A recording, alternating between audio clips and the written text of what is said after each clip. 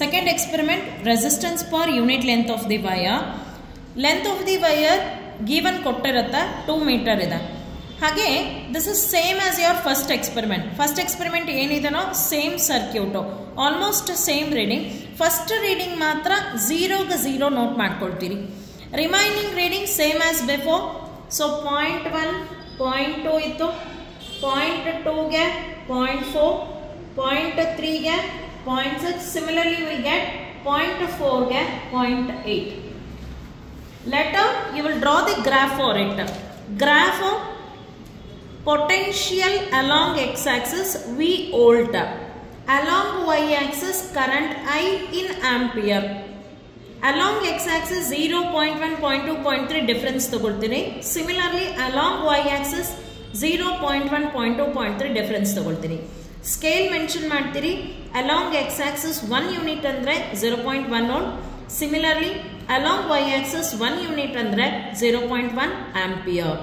Letter graph plot ಮಾಡಿದ್ರೆ given points ಗೆ current 0 ಗೆ voltage 0 ಇದೆ. So I0 voltage 0. Next current 0.1 ಗೆ voltage 0.2 ಇದೆ. So along y-axis current ಇದು 0.1 ಗೆ ಇದು 0.2.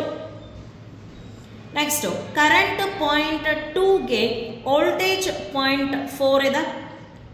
current 0.3 ಗೆ voltage 0.6 ಇದೆ. ಹಾಗೆ current 0.4 ಗೆ voltage 0.8 ಇದೆ. ಪಾಯಿಂಟ್ಸ್ ನ ಜಾಯಿನ್ ಮಾಡ್ತೀರಿ. ಎಲ್ಲಾದರೂ ಒಂದು ಟ್ರಯಾಂಗಲ್ ಅನ್ನ ಕನ್ಸ್ಟ್ರಕ್ಟ್ ಮಾಡ್ರಿ and mark it as A, B, C. Mark it as A, B, C. Resistance R andre according to Ohm's law we know that V is equal to IR. So R andre V divided by I ide. R andre V divided by I ide. Graph alli along x-axis voltage ಇದೆ, along y-axis current ಇದೆ. So R ಅಂದ್ರೆ V by I ಬೇಕಿದೆ. But ಇಲ್ಲಿ slope ಅಂದ್ರೆ AB by BC. Slope ಅಂದ್ರೆ AB by BC ಅಂದ್ರೆ I by V ಆಗುತ್ತೆ. That's why slope R ಅಂದ್ರೆ 1 divided by ಸ್ಲೋಪ್ ಅಂತ ತಗೊಳ್ತೀರಾ, ಅಂದ್ರೆ CB by AB ಆಗುತ್ತೆ. ಇದು CB.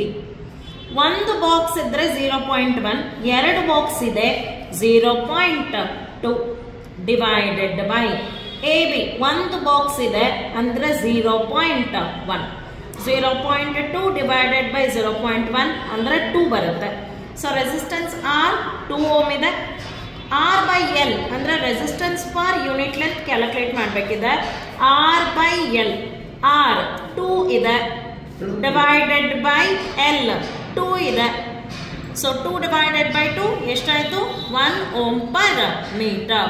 ಇದನ್ನ ರಿಸಲ್ಟ್ ಅಲ್ಲಿ ಎಂಟರ್ ಮಾಡ್ತೀರಿ. That is 1 ohm per metre.